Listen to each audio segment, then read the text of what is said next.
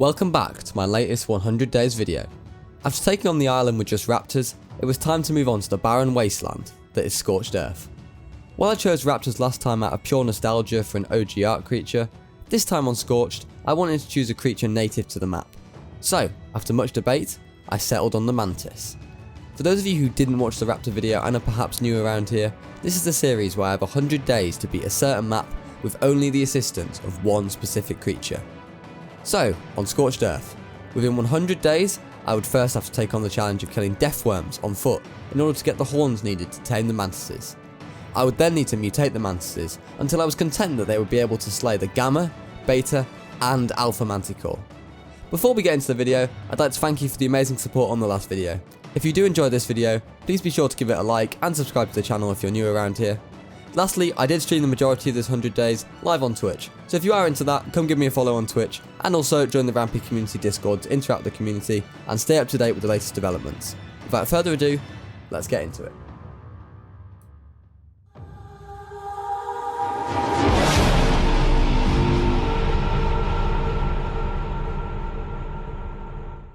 On day 1, we spawned on the baking hot sand of Scorched Earth, and after trying to punch some cacti, I immediately started trying to make my way to Green Obelisk, where I would set up my base. Unfortunately for me, the heat of the day struck, and I soon found myself with broken bones. Thankfully, I managed to struggle to the obelisk and reach the water, where I could take a much needed drink of water. After recovering a bit of health, I ended up returning to broken bones as I punched my first tree and made a stone pickaxe. Suddenly, once again, the heat of the day returned, and I was burnt to a crisp. I spent the rest of the day trying to get back to the same spot I had previously died in, succumbing to the hot climate on 2 occasions, before finally making it to the brink of the obelisk, and then getting killed by a Caprisuchus. The next time I managed to make it to the spot that I wanted to set up in, I found that a nice friendly terror bird now occupied it. This is probably a good time to state that at the beginning of this 100 days, I was having an issue with raising the level cap to 150. Don't worry, this is rectified later in the video. After finally making my way towards Green Ob once more, the heat had finally started to die down, and there were no hostile dinos to murder me, so I could finally take a look at what I would need to make an adobe house. To make adobe buildings, I would need clay, which required cactus sap and sand. First, however, I would need to make a mortar and pestle, so I made up a bow and arrows before slaughtering a nearby jerboa. With the hide gathered, I successfully made myself a mortar and pestle, and started to make up as much clay as possible. After making clay throughout the night, just as the heat returned the next day, I was able to make up my first adobe foundations, and as an actual heat wave struck, I managed to surround myself in walls. As the night once more returned, I finally added a door frame and door, and my 2x2 masterpiece of a house was complete. The next item to do on my agenda was to build some piping up to my base, as I kept finding myself having to dash down to Green Obelisk in pursuit of water. After finishing the piping, I placed a nice tap down right outside my front door. I then unlocked desert cloth, as I was still struggling with the heat, but first I made a refining forge and placed it down inside of base. With the forge down, I could finally start mining this big juicy metal rock just outside of base. I made sure not to farm it all, as I would first need to make a metal pick and a smithy, which I did. With the metal pick made, I could now farm metal at a much quicker rate. As we entered the night of day 4, I placed down a campfire to cook up some meat with, and then finally got my hands on some desert cloth. I was now in a position to start thinking about how on earth I was going to get some deathworm horns. I considered flame arrows, so I started to look at what I would need to make some propellant. I was then presented with an issue. To make propellant, I would need oil. The best way on Scorched Earth to gather oil is via an oil pump. But to make an oil pump you need a fabricator, and to make a fabricator you need oil. Before dealing with this new dilemma, I got some charcoal going, as I had settled on making shotgun ammo, so I placed some campfires down and left them burning. I made some spark powder up and then used the charcoal to make my first gunpowder. It was becoming clear that it would take some time for all this charcoal to smelt up. That night I took my first trip out into the desert to get some chitin. I killed a water jug bug before having my first encounter with the creature I would be aiming to survive 100 days with. It was only level 16, but it was safe to say I thought it had my number before I killed it with about 10% of my HP left. But before we go any further, I've got a quick message for you all from today's sponsor. Now, I mentioned earlier in the video your support on the last video was incredible, and it is thanks to all of this that I can happily announce that this video is sponsored by Raid Shadow Legends. Join me in one of the best games for iOS, Android and PC, with new sets of champions to face against the Doom Tower and its outstanding new bosses. The huge tower is a giant prison packed with really nasty bad guys, and to climb to the top, you have to create the best team of champions to get through difficult battles, and it's one heck of a ride. Raid Shadow Legends has new events happening every single day, including an entirely new event for summer called the Path of Light. You'll be able to explore 3 branching paths to get the rewards you want the most, as well as the new upcoming champions and a new set of skins for the amazing Trunder Guild Mallet. You can also get your hands on Deliana, one of the strongest support champions in the entire game. Obtain her for free through a special Deliana chase event by just logging in and playing Raid for 7 days between now and July the 20th. So hurry up, as this is the perfect time to get started in Raid, and if you click my link in the description below or scan my QR code here on the screen, you'll get unique bonuses worth $30, plus a free epic champion called Tyrell, 200k silver, 1 energy refill, 1 XP boost, and 1 ancient shard, so you can summon awesome champions as soon as you get in game. All this treasure will be waiting for you right here, but that is not all. Once you're in game, just enter the promo code MyDeliana to get your hands on 50 XP brews to instantly get your legendary hero to max level 50, as well of course as a ton of silver. Returning to base, I was reminded by my Twitch chat that oil jug bugs were a thing on this map, so I headed out to search for some. Unfortunately for me though, I forgot to bring any boulders, and halfway through crafting them, I was taken out by a 116 Sabertooth. With spawning in looking to get my body back, I spawned right next to an oil jug bug, and this was my moment. Only to find out that due to the world being so new, the bugs hadn't actually got any oil in them yet. This was a bit of a blow to my plans, as without oil to make a fabricator, I couldn't really advance in my progress. Respawning at base, I managed to make it back to my body and gather my stuff. I decided, perhaps with a bit more time, the oil bugs would begin to produce some oil. So I placed some refining forges down and spent the whole day farming wood to fill my forges with. Despite only being day 7, this was one of the best decisions that I made in this whole challenge, as these forges would continue to burn for almost the entire 100 days. To make shotgun ammo, I would need plenty of gunpowder, so as the charcoal kept burning, I made it in small amounts. I placed a couple more mortar and pestles down outside next to the forges, and then made up some simple bullets, which you first need to be able to make before you can make shotgun ammo. Throughout day 10 and 11, this same pattern continued, as I turned all the charcoal into gunpowder, and then made simple bullets with the gunpowder. I could then finally start making some shotgun bullets, but while this was all well and good, I'd first need to make a fabricator to make a pump action shotgun, which are far better than the regular shotguns. I wasn't quite sure what to do with my oil issue before I had a sudden realisation. Am I making this up? I feel like tech dinos give oil.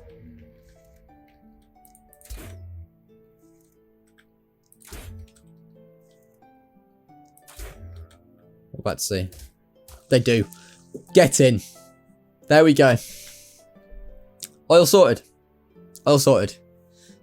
Returning back to base, I was ready to make a fabricator, only to realise there was another issue. I had no crystal, and there was actually no crystal spawns near me at all.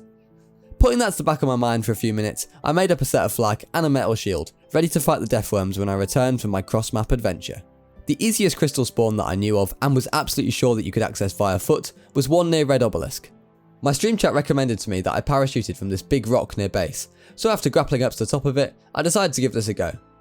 I didn't go quite as far as I expected, but any distance covered that wasn't on the ground was a win for me at this stage. I gradually made my way to the other side of the map to gather the crystal, parachuting to cover the extra distance where I could. After arriving at the base of the mountain, I made a quick 200 IQ play to get rid of the wild hyenodons, and then sprinted up the mountain, where I could finally gather my first crystal. With the crystal secured, I parachuted off the top of the mountain, and decided to go and check out what was in this red drop. I was obviously on the eye out for any mantis or weapons blueprints, but sadly this drop was pretty awful. With the crystal collected, I could now make myself an awesome spyglass before running into a slight issue on the way back to base. Dark level match there. Oh dear.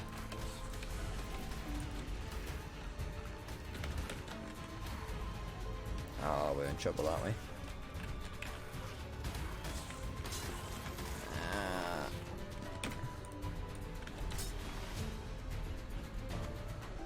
Sorry, trying to concentrate here, but it's not really going very well.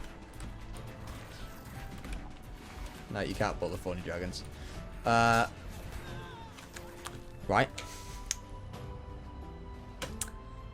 Lovely.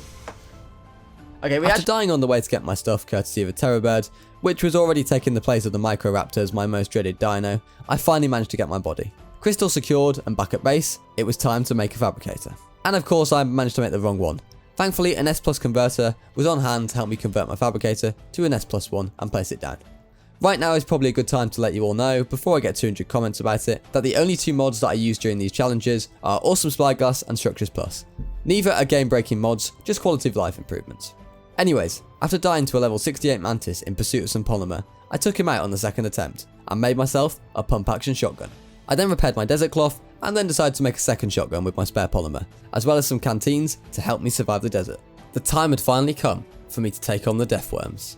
So, after taking my flak sets and metal shield from the smithy inside base, I set off into the desert, a little unsure of how this was all going to go. Now, the best way to find deathworms is to use K mode, as you can always see them buried underneath the sand, ready to pounce on you at any given point. Except in this case, it appeared that these deathworms didn't fancy coming out to play. In fact, I went through 2 whole deathworms, with both despawning on me after I tried to get them out of the ground. I was now starting to get a little worried. What if I couldn't manage to aggro a deathworm out of the ground? But I wouldn't have to wait too much longer. Right. Oh! Oh!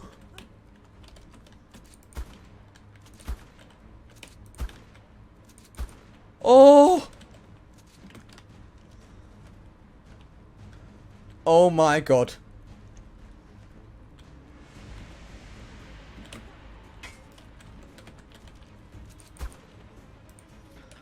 Oh.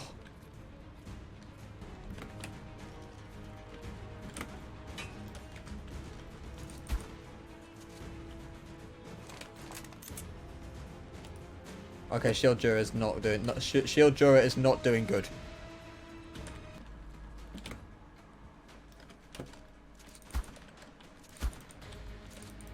That's true, Cho. Let's get the awesome spyglass out. Spyglass, where is it? Uh oh. 9k health. 9k health.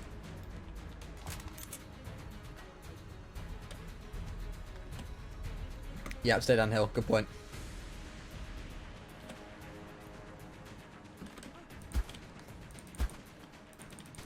Oh, he keeps going down. He keeps going down so quickly, though. It's nighttime now, so. Oh dear. Yeah. Okay, I think we're gonna do it.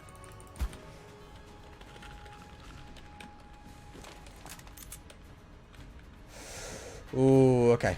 Okay. We got this. Let's go! There's the horn. Bang. After killing the first deathworm, I wanted to kill one more, so that I would have 2 horns, one for a melee mantis, and one for a HP one. Despite getting the jump scare of my life already, these deathworms continue to surprise me. Has he disappeared? Oh! Ah! Oh! By now, I'd kind of figured out the ideal time to run away from these monsters, just close enough so that they would pop out of the ground, but I would also be far enough away that it couldn't hit me. I may have ran this a little bit close at the end though. Alright, one more time. All we need is one more time.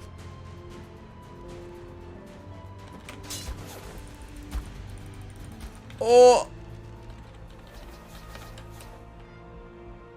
Oh! Okay. Okay, we're good. With the horn secured, I couldn't get back to base fast enough, before I burnt to death in the scorching heat. Returning to base, I realised that I had an easy silica pearl farm right next to base, so I gathered a few pearls in the water next to Green Obelisk, before farming up some more metal, and making some gunpowder to make some shotgun pellets with, as I'd used the majority of my supply on those deathworms. With that done, I waited for the cool of the night, where I returned to the desert, in order to take on a couple more deathworms. Despite already having 2 horns, I know from my experience with this game that a pre-tame stat doesn't always result in a good post-tame stat, so I wanted a few extra horns for exactly this reason. I was getting pretty good at dealing with these deathworms now, knowing exactly when to bait them out of the ground and then run away.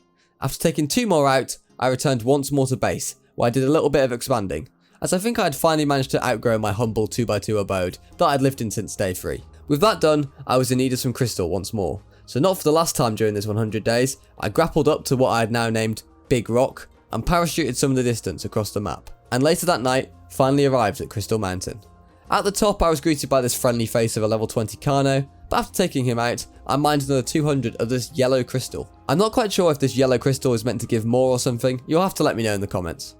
With the crystal mission a success, I once more parachuted off the top of the mountain, and ran the rest of the way back to base, this time with a shotgun to help me out. At base, I made myself an oil pump in order to keep some oil going.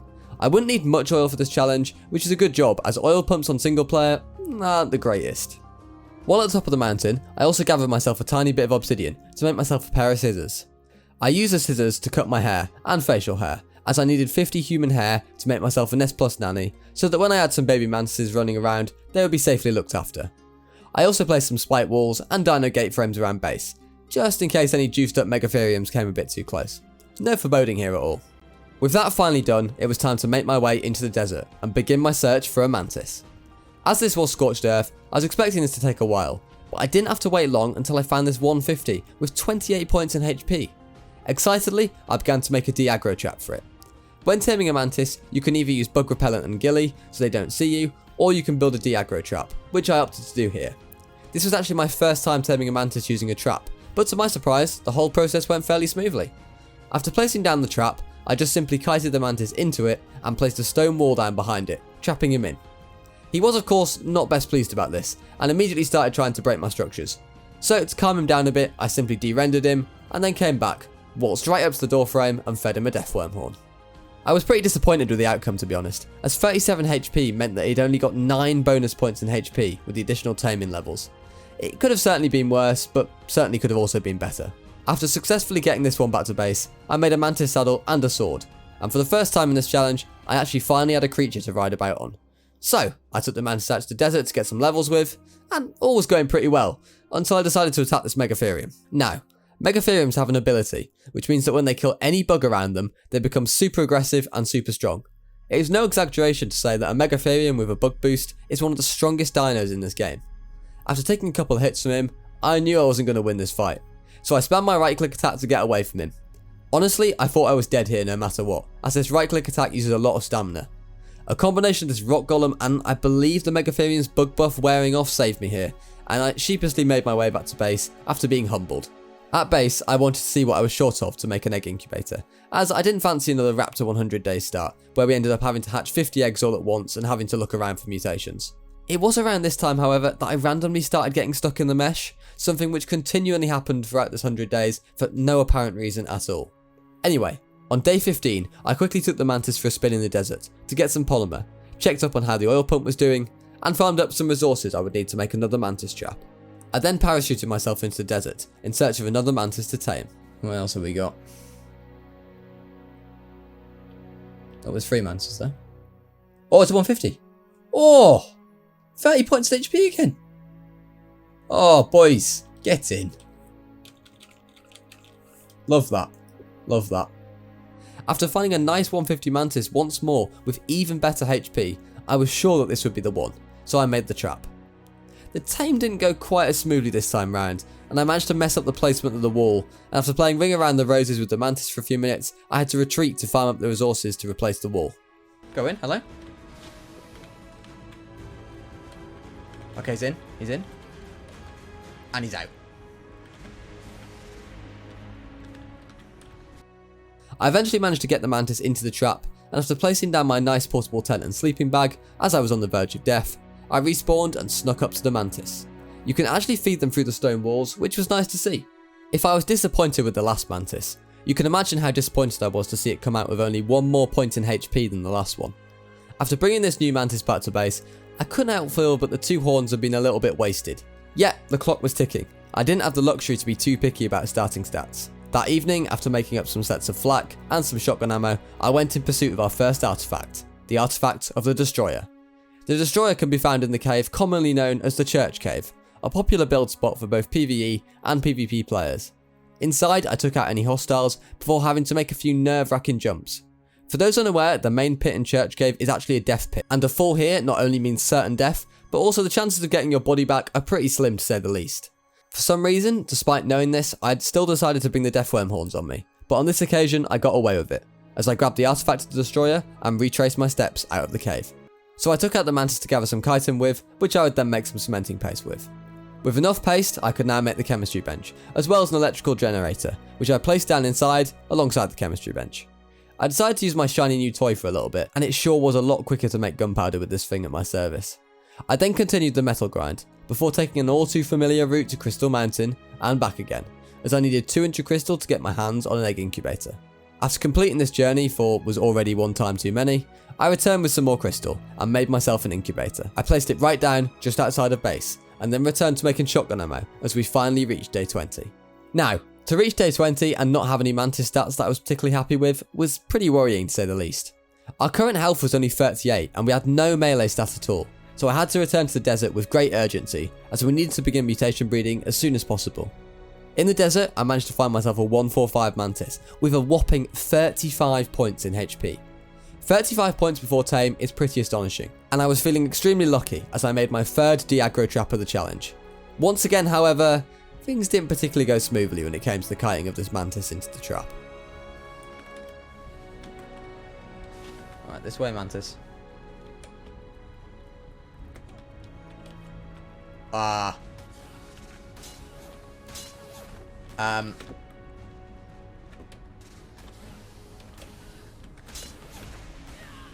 It literally happened. It literally happened. That's incredible. So, after managing to get stuck on the mesh of my taming trap, I returned back that evening to gather my stuff. The 145 Mantis had very kindly broken all my ghillie, so after farming up some organic polymer in order to repair my armor with, I finally managed to trap the thing. The stage was set, and after de-rendering him, I was ready for the epic HP stat, perhaps even surpassing the 48 health I got on my base tame raptor on the last 100 days. Yeah, turns out that didn't happen. Think it's fair to say that I was extremely disappointed when we only managed to get a whole 5 bonus points after tame. Anyway, it was still 40 points plus, and this would be the start of our HP line. Now I just needed a melee line, and close to base, I located a 140 male Mantis with 28 points in melee. The trapping process itself was actually pretty smooth for once, and after taming him up, he got 41 points in melee. Safe to say, on my way back to base that day, I was feeling rather happy with myself. Is it not exceptional? No, it might be exceptional. I think they're... And they used to be good. Is that a roided up Megatherium? No! So, I apologise for the darkness here, but as you can imagine, I wasn't expecting to run into any type of content-worthy moment, shall we say. Only seconds from base, we had managed to pass a very angry Megatherium, which 2-tapped my melee Mantis. With no horns left, we had to keep going. The 40 health Mantis we had got also had 35 melee, so after attempting to get those stats onto a male Mantis, while keeping any females we got as 0-0 breeders, our base stats going forward would be 40 health and 35 melee. I also put down a gravestone as, much to the amusement of my stream at the time, my football team Everton were currently 2-0 down to Crystal Palace and in danger of being relegated. I had also finally managed to get enough human hair to make myself a nanny, so I could finally raise some babies in peace. I hatched our first 0-0 female of the challenge, before getting revenge on the level 5 Megatherium who had broken my heart the previous night. This was actually the next day also, and Everton had completed a miraculous comeback, so we fittingly renamed the gravestone. Throughout day 20 to 30, I continued to put heavy emphasis on raising enough 0-0s to be able to mutate a melee and HP Mantis line. Eggs, eggs, eggs, eggs, eggs, eggs, eggs, eggs. If you want a bit more of a reminder on how I do my breeding, I recommend you watch or rewatch my 100 Days of Raptors video, but I'll also give a short but sweet explanation here.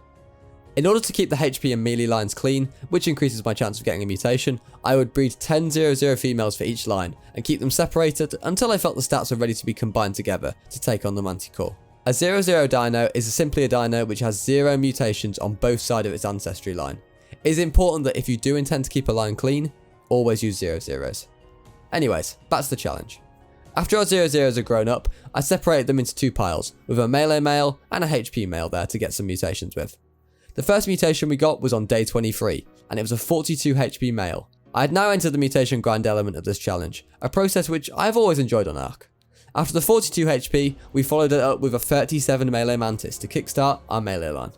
Sadly, this 37 melee was on a female, alongside our next HP mutation, which was to 44 health.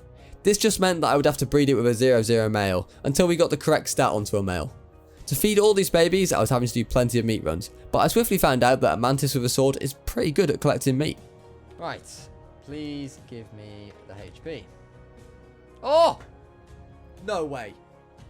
No way. The look on that. That's crazy. It's on a male as well. Now, the reason the reaction was so over the top for this was that while attempting to get the 44 health onto a male, I had instead managed to mutate it again to 46 health, which to my amazement also came out on a male. As always with Ark though, the luck can only last so long, and it wasn't long before we went on a frustratingly dry spell where we seemed to be getting no mutations at all, or rather we did get mutations, but not on the stats that we wanted. It was at this point that me and the stream chat brought back a classic, the sacrifice play. First used in the last 100 days of Raptors, sometimes in order to get a little bit of luck, we had to make a sacrifice to the Ark gods. We placed a gravestone down, named it, and disposed of our now useless Mantises for the greater good. The next batch of eggs, we sure got a mutation to 48 HP. The following mutation was also in HP, and while the HP line was excelling, we were seriously falling behind with the melee. Luckily, our next mutation was in melee, and we were up to 39 points. Still 9 whole points, however, behind the HP line. What do you need? Should we have a... Oh, what's that? 52. 52, boys and girls. Great stuff. Great stuff indeed. The health line is coming along big time. It's so... Oh, there's one. Oh. Again. I think it's movement. Or oxygen, I don't know. 4 mutations. 41 melee, got it. So, after asking so politely last time, and getting some great results, the stream chat and I thought we may as well try again. We're looking for... I want to see 54. Oh! I just had to ask for it. I just had to ask for it. Right, there we go. 54 melee. No, HP, sorry. 54 HP on a male, straight up. Straight up. On day 32, we helped ourselves to a nice 43 melee, which was then soonly followed by 56 HP. The mutations were flowing now, and despite having to take a slight break at one point due to a sandstorm, nothing could stop us now, as we quickly managed to get up to 45 melee by day 33. Only the next day, we got this up to 47, and I was now at a point where I wanted to see what these things could do. I combined the stats on one Mantis and hatched it, naming it Testing Mantis. I decided I would level this thing up and see how much damage it could do, and what HP I could get it to, before making an executive decision about whether I would carry on mutating or look to slay some bosses with these current stats. After the early levels, I tested its damage on a training dummy, both before and after leveling, and was pretty impressed by the results. It is worth remembering of course that swords do break pretty quick when used on Mantises, something I would learn to know very well later on. After the success of the testing Mantis, I was ready to start breeding for boss Mantises, but first I decided I was in need of a quicker way around the map. Thus, the Speed Mantis was born, and I ruthlessly killed some of its own kind to get him some early levels. I was pretty impressed with the results. While it wasn't exactly a wyvern or a snow owl, it certainly beat having a basic Mantis, or travelling around on foot for that matter. At this point, my chat reminded me that there was only one name for this Mantis, which was of course Lightning McQueen, named after our legendary raptor from the last video. After having fun with the Speed Mantis, I took out a Capro that was about to pounce on me on the green obelisk and made up a few cryopods, which I thought would be useful for my future adventures. With the cryopods made, I froze the testing Mantis and headed off for an adventure. Before I was confident enough to take on the boss, I was looking for two things.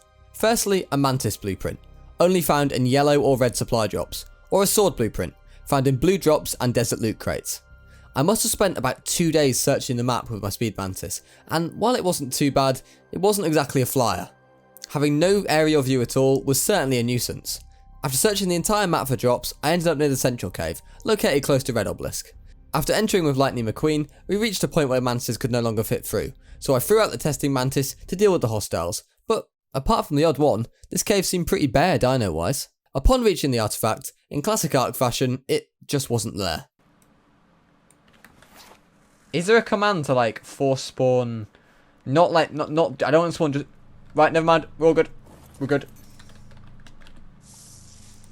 Great game, by the way. $60 game. Yes, before anyone tells me in the comments, I have now enabled Prevent Hibernation, which should stop these types of issues. Outside of the cave, we continued our hunt for loot. I looted countless blue drops, which normally had things such as water jar blueprints in, but I couldn't help get excited at the first red drop that I saw. Yeah, it was absolutely awful, as was the next one I found. On day 39, however, we finally had a small bit of luck. We got ourselves a journeyman sword from a blue drop. The only two issues were, firstly it wasn't a blueprint, and secondly it was quite a poor journeyman sword.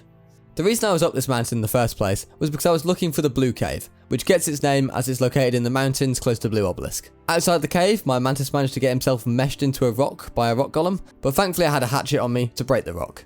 The joys of choosing a farming dino to survive 100 days with. Entering the blue cave, I had no idea what to expect, as this was actually my first time in this cave.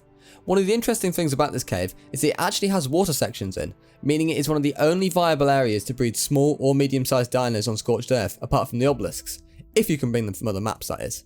Out of the cave, I decided I wanted to take the shortest route home possible, so I decided to slide down this mountainside, which actually went pretty successfully. It seems as if Mantises take some of the least fall damage of any creature on Ark, which is something I never knew before heading into this 100 days. I returned back to base once more, before heading out the next day on day 41, and finally finding something interesting in a blue drop close to Central Cave.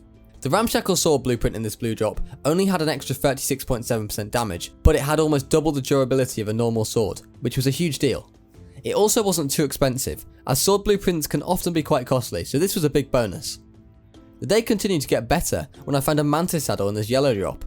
At first I thought I wasn't able to access it, before breaking a rock which seemed to fix this issue. The apprentice mantis saddle wasn't anything too special, but it was good to see that they were spawning. Between the days of 41 and 45, I continued to pick up drops. I found myself a nice Mastercraft shotgun blueprint, followed by some Ascendant flat leggings, before finally hitting the jackpot with this yellow drop. The apprentice mantis blueprint was similar to the saddle that I got earlier, with just over 50 armor. It certainly could have been higher, but the blueprint was relatively cheap to make, and still provided double the armor of a primitive saddle. I returned to base a happy man, and I celebrated by setting up some long-awaited storage. I named one box for just boss mats and supplies, and the other one for general gear. Now I had the blueprints, I was finally able to get serious about taking on the Manticore. On day 45 we hatched our first boss mantis, which would have the stats of 56 HP and 47 melee. The stats were lower than those on the raptors in my last 100 days, but I was convinced that beating the Manticore was going to be about strategy as much as sheer brute strength. It was around this time also that I decided, no doubt influenced by the success of Lightning McQueen the speed mantis, that I was in need of a weight mantis. To make 20 of those mantis saddles and 20 swords, I would need a fair amount of metal, so I had to get a decent weight mantis as soon as possible. We actually had quite a good base weight stat of 44 weight, so I was confident we could get the weight quite high. I decided to go and try and kill a death worm to get some easy levels with the weight mantis. This was all going quite well before my sword broke, and I then had to run away with my tail between my legs as the death worm chased me all the way back to base. On my travels I had got some meat however, which I would certainly need to feed all the mantises I was about to hatch. Just as the first boss mantis finished, I claimed 2 more, and allowed them to grow up while I went to kill some death worms to level up the newly raised boss mantis. Death worms provide some of the best XP in the whole game, so they provided perfect fodder for me to level these powerful mantises on. Base was already becoming a bit of a mess, and I was about to have to raise 20 more mantises for the bosses, so I decided I would have to do something to separate them. I built this little ramp up to this plateau, found just above my base, and decided that once the mantises were leveled, I would leave them up here to heal, out of the way of the rest. On day 47, the boss mantis army continued to grow, and I continued to slaughter death worms to level them up. I was then given a surprise when I got an unexpected melee mute while breeding the boss mantises, meaning I was now up to 49 melee. I happily claimed what would be now the new male breeder, and left to do a metal run on the weight mantis, which could now hold over 2,400 weight. On the way back from the metal run, I found an Ascendant mantis saddle blueprint. While it might sound great, this blueprint was just too costly to justify making in bulk, and if I had wanted to, it may well have turned into a 100 days of farming mantis saddles video. With the new male breeder completed, I set him on mating, so the latter half of these boss mantises would have some of the updated stats.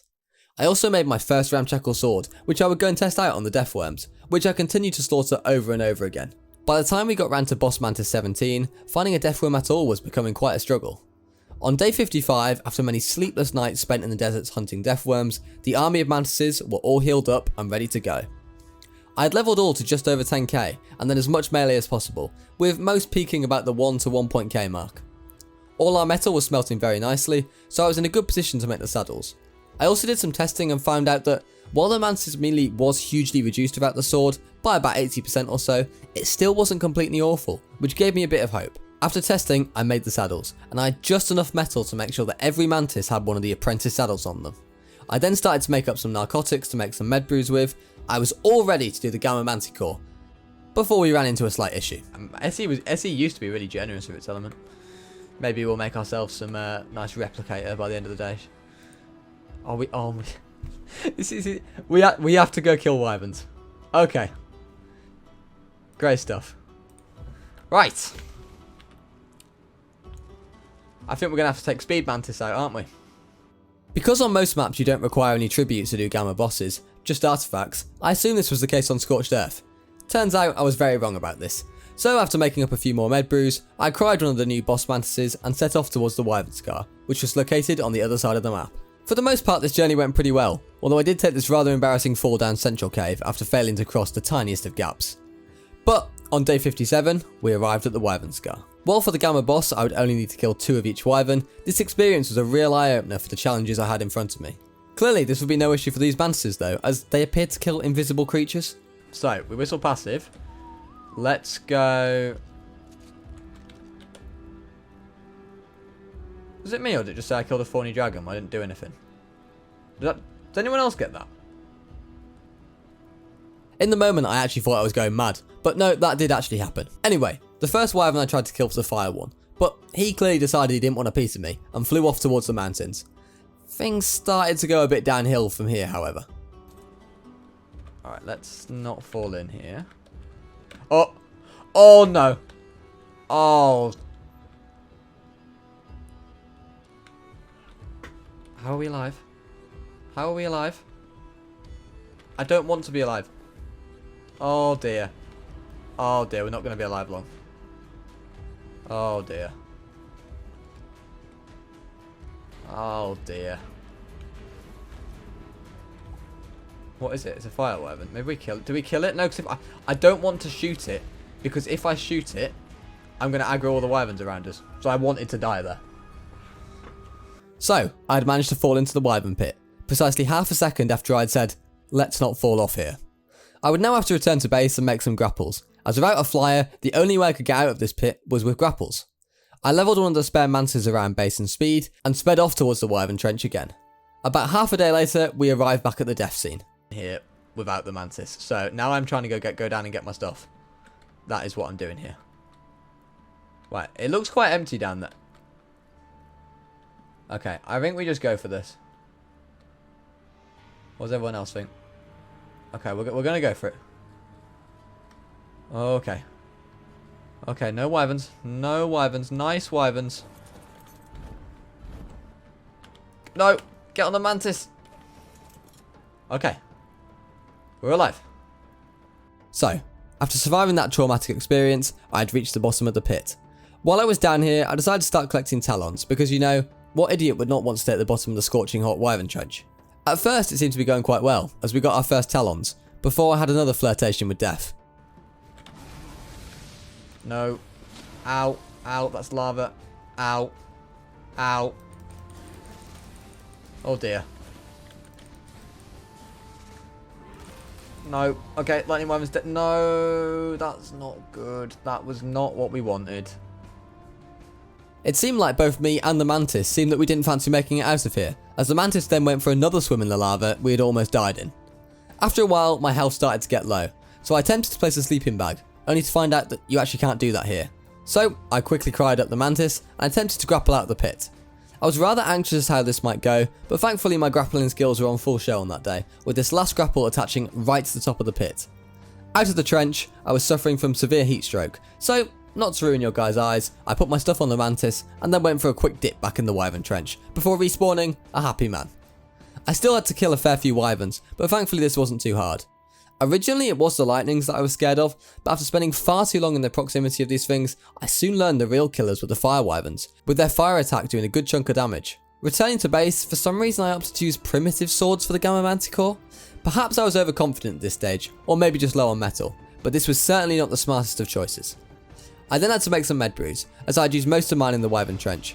With the brews made, it was time to saddle up and sword up the mantises.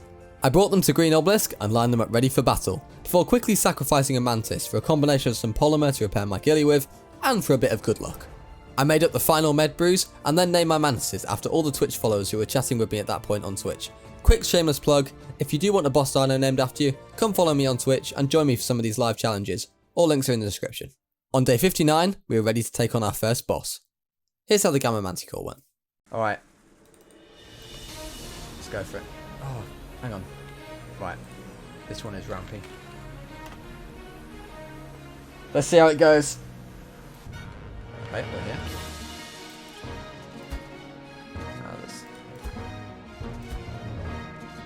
Okay, so he has 100k health to start off.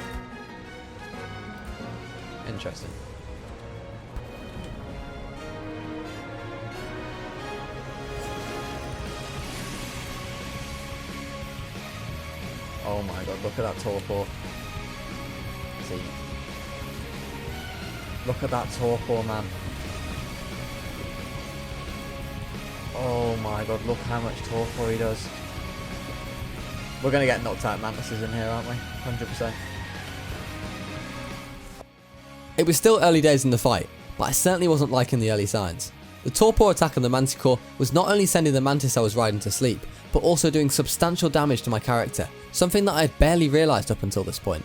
The only saving grace at this point appeared to be that the torpor attack didn't do much to the Mantises that weren't being ridden. Keep an eye on my health for the rest of this fight. We switch Mantis. I think that's what we do. Oh, is he bugged? Is he bugged? Okay, okay. We did quite a lot of damage there. Not fun. Ow. Oh my word. This is not good. I need him to land. If he lands, we can do some decent damage.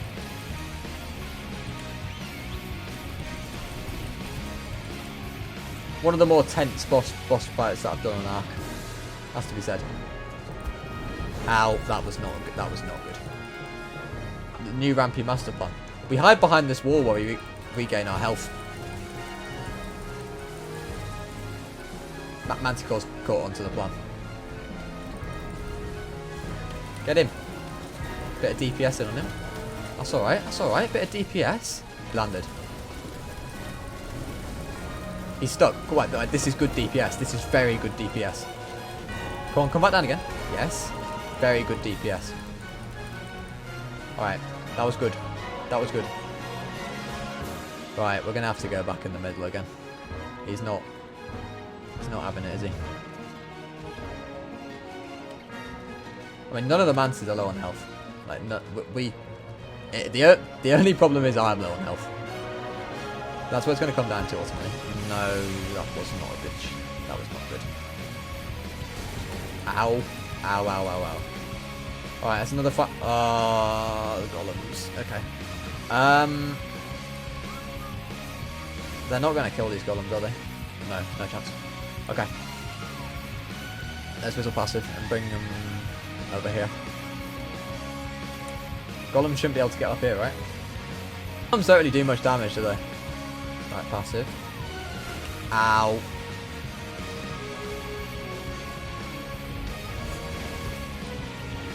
Oh wow, that did a lot.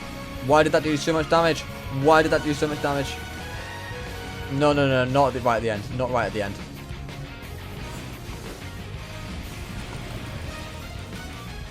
The Manticore was on its last legs, but I'd used all of my med brews.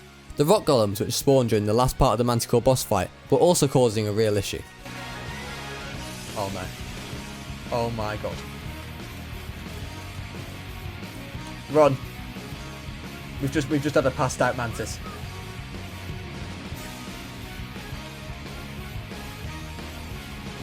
No, please. Actually, no, no. Get him, get him. No, no, no, no.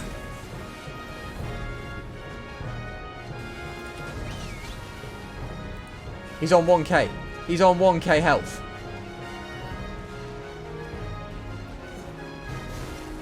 Oh!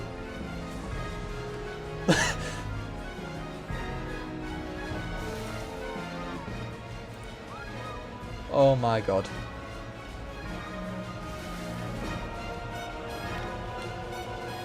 Okay.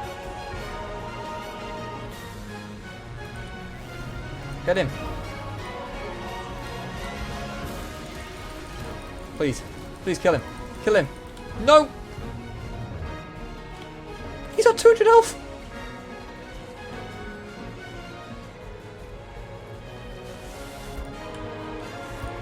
One more. What's he on? 25 health! Yes!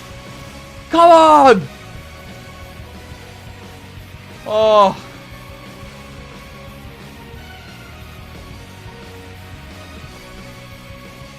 That is the most clutch boss fight.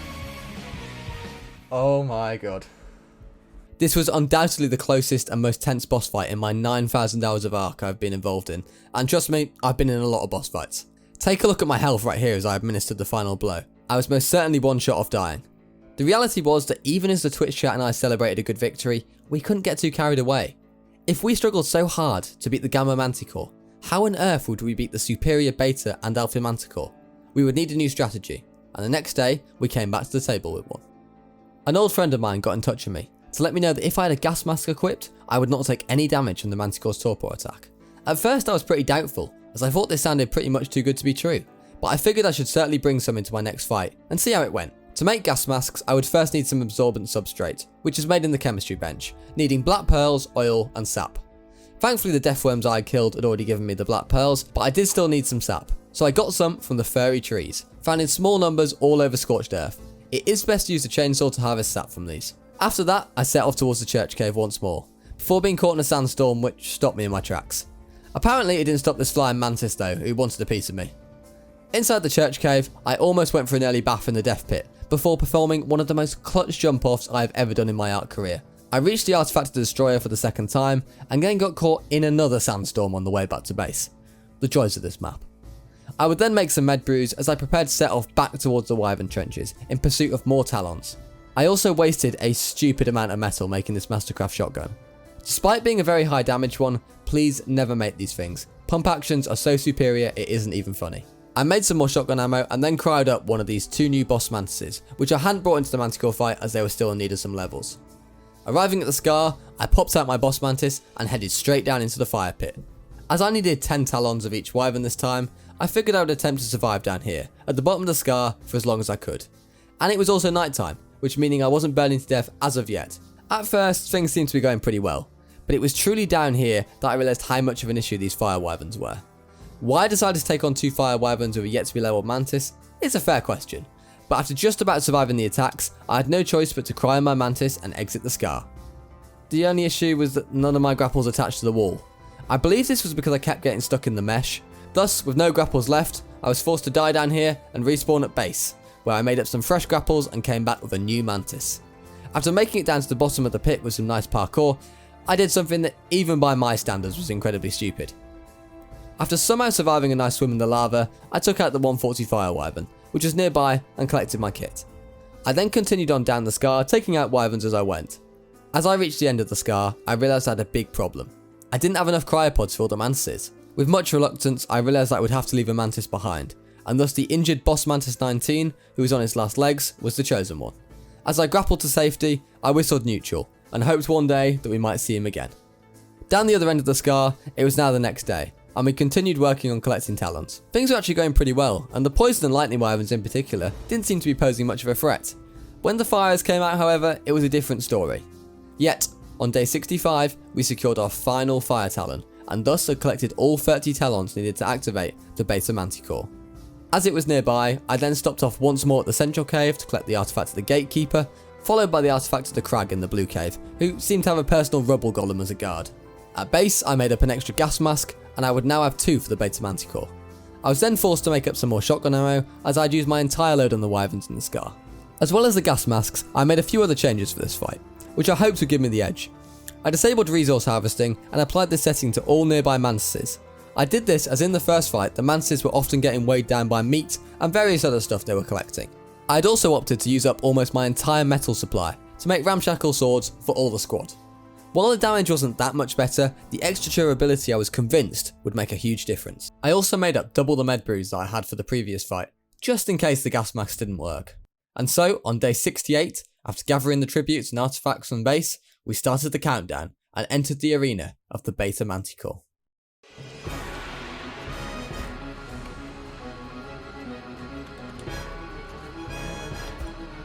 Oh, 200 health gone already.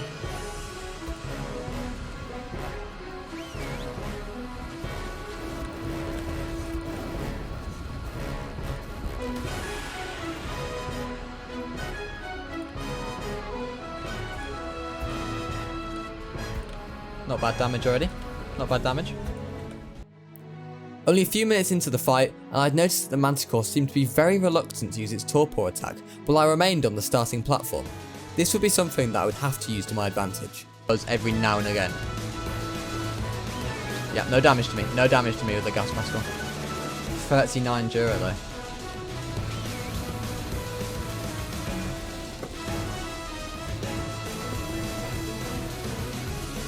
No, passive. Must be breaking fast, actually.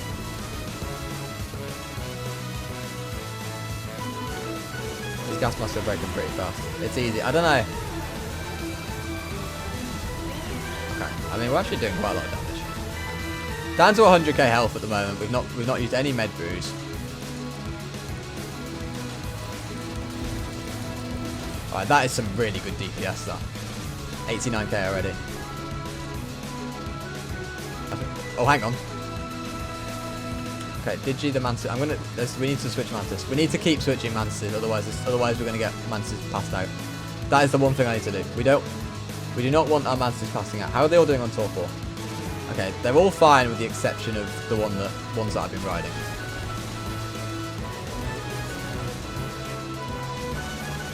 $85k. Is one of them just gone to... Ah. Digi, I'm very sorry.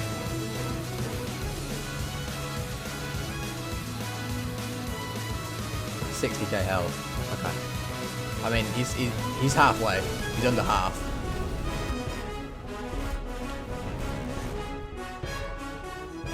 Right. Torpor is our biggest issue right now, honestly. I think we're still fine, but a lot of these Mantises have started to gather Torpor. But I need to switch more often. This one's already high. Okay, we need to go on a lower one. More damage, honestly. We need to change Mantis again. Let's get on... These are all going up so much now. With my Mantises beginning to fall half asleep, I retreated back to the platform and opted to try and play the long game and waited on the platform while their Torpor went down. This was working pretty well, and then the Rock Golem spawned. I think we're doing less damage now as well because a lot of these swords are broken. 20k HP. Okay. I swear he's almost regaining. Gas mask, yeah. Thank you.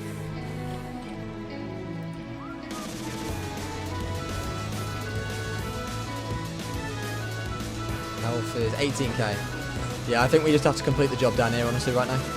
And the sooner the better, because all those rock golems are aggroed on, like, Mantises on the floor, I think.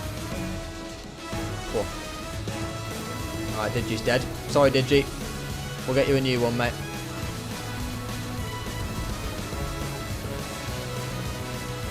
Sword. Right, that was good. That was good damage. That was good damage. Oh, let me on a different one. Thank you. Where is he? Where is he? There he is. Do I finish him up with the shotgun again? Or just for you guys? I'm going to make sure the Mantis finishes him off, alright? Just for you guys.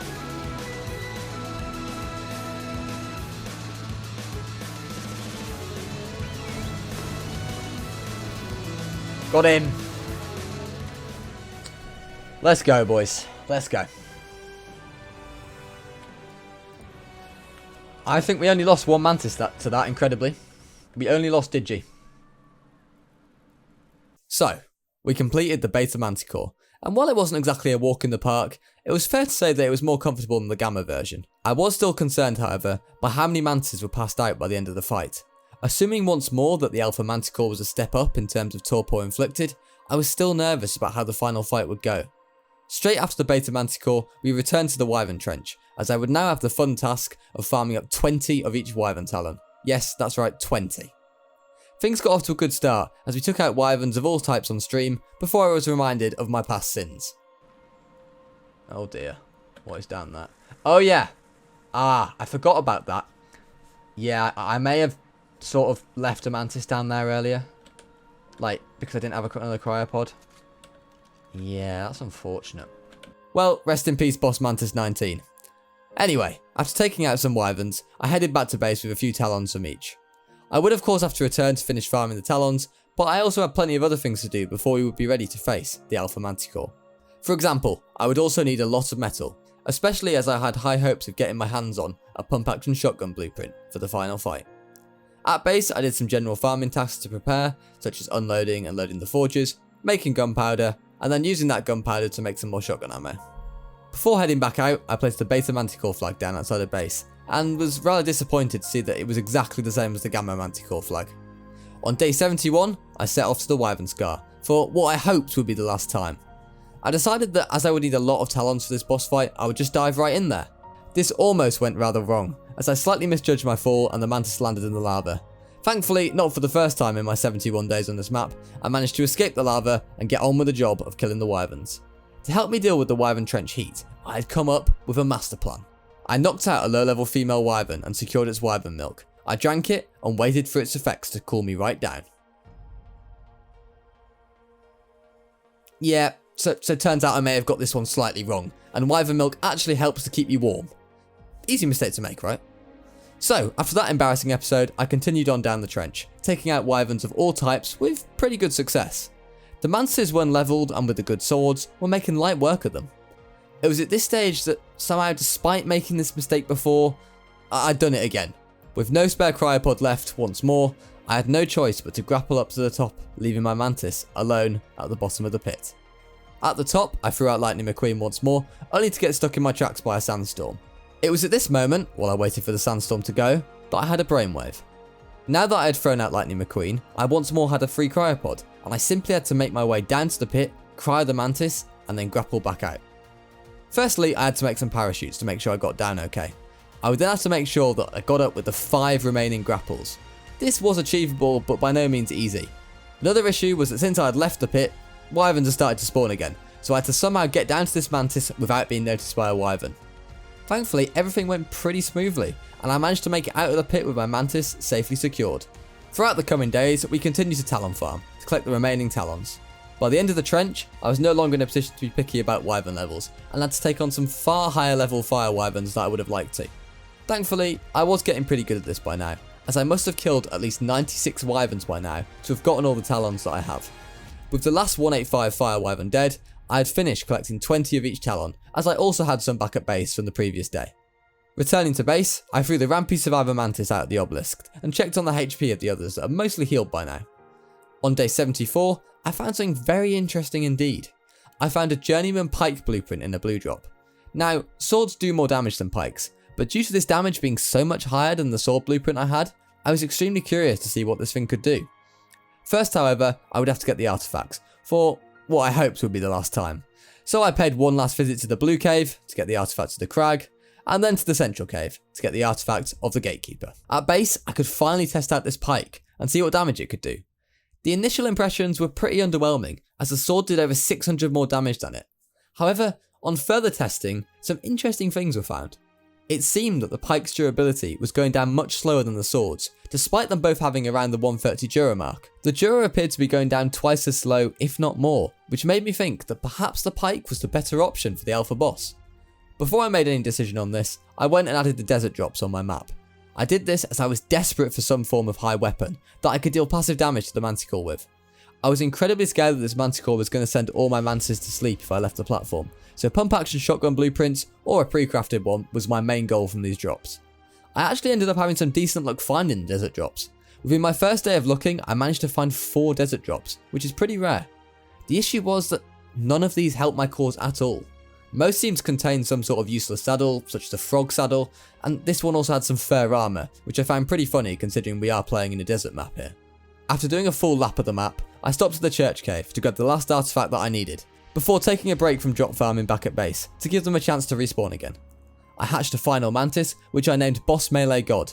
My plan for this mantis was it to be my mantis of choice in the arena, and to level it in almost pure melee, as it didn't seem that the mantis health was particularly an issue in the 2 fights I had already done. In fact, could I do these challenges again, I would probably have leveled the mantises differently, probably around the 6 to 8k health mark and then the rest in melee. With the mantis raising, I returned to desert loot crate searching, and was momentarily stopped by yet another sandstorm. After the sandstorm cleared, however, we actually did find something very interesting. Now, I mentioned earlier in the video that sword blueprints can spawn in desert drops, but I didn't actually think I'd find one. The catch was, however, that it was very, very expensive, and there was no way that I could bulk craft these. I certainly would try to make one for the mantis that I would ride though. I continued to check more desert drops, but got absolutely nothing of use, so I decided to head back inland and prepare for the boss.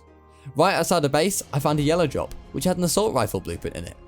It wasn't really quite what I was hoping for weapon wise, but I said to myself that it surely couldn't be worse than a primitive pump action shotgun. To make an assault rifle and an ascendant sword, I would need to farm up a bit more metal. so we did a couple of last metal runs on the weight mantis, and then started to make some advanced rifle bullets, which is the ammo for assault rifles. With the bullets made, it was time to craft the rifle myself.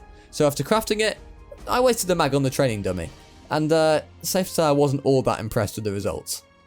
Leaving base for the last time, I went to the desert to kill a couple of death worms to get some much needed levels for my melee mantis, which I would ride in the Alpha Manticore. With that done, I repaired my first 2 gas masks, and I also made a third one, before making up a load of journeyman pikes to equip all the mantises with, as by the end of the beta and gamma fights, almost all the mantises had lost their weapons of choice, so I believed that durability was more important than just pure damage. Lastly, I made up some extra medical brews, made up 1 ascendant sword, which I would use on my own mantis, and grabbed the tributes for the final fight. Final boss. It's Alpha Manticore time. Let's go. There he is.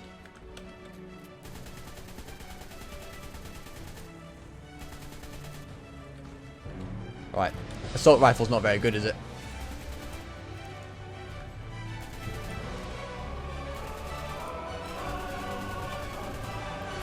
Assault rifle is absolutely useless. Cautiously, guys. Okay. Decent DPS. That's not bad. If he keeps coming in every time doing that, we'll take that.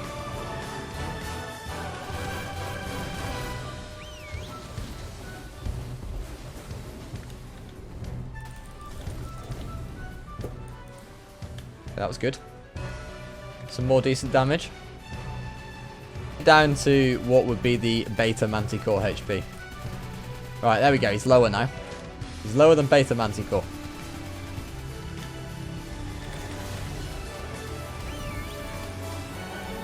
Ow, that did a lot.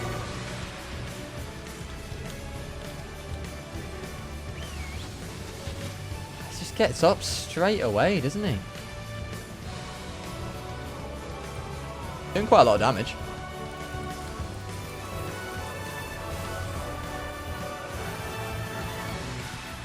Torpor's not really an issue as of yet either. As of yet. How's the gas mask doing? Oh wow, actually hang on. He's breaking my armor, like, yeah. Aggroed on me. Okay, yeah, that's, I don't know if that was a fluke. It's difficult to know.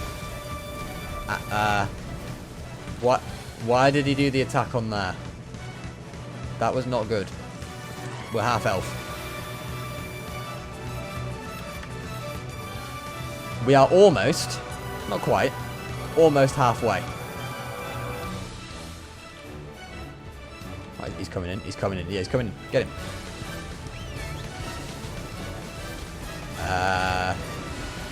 That was very good. That is the best DPS we've done all by far.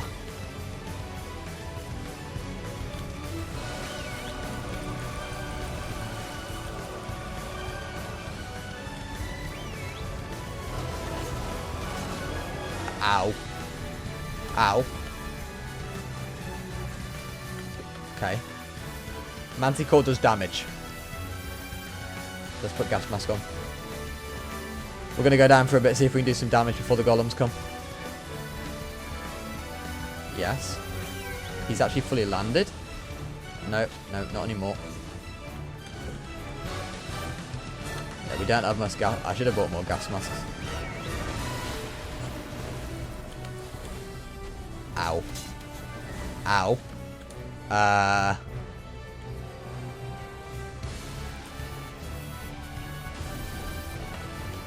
Okay, we are not leaving the platform. I say as I jump off.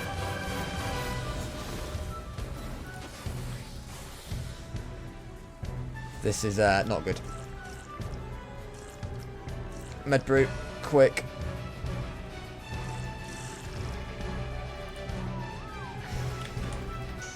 Oh, this Manticore's gonna. This is gonna pass out, isn't he?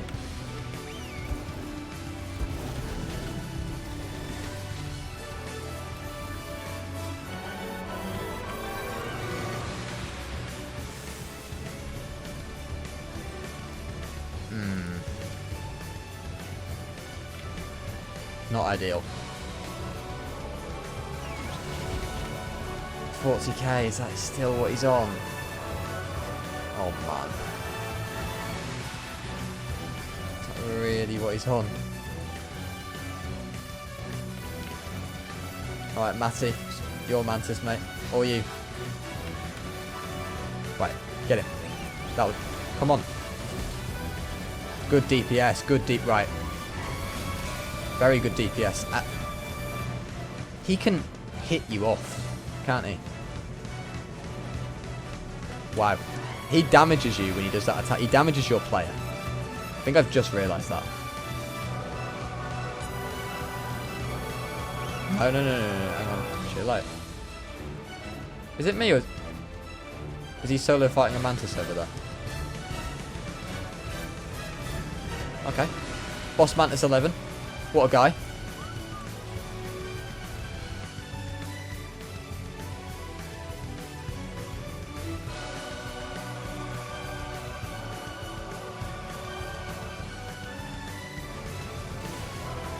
Is he still down? Why is he still down? Is he stuck?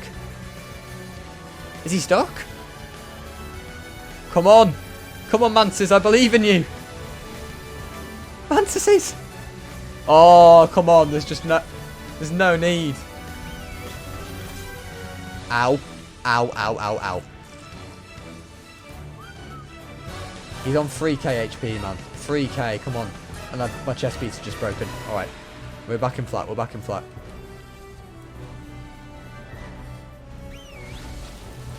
Come on. Yes! GG's. GG's all.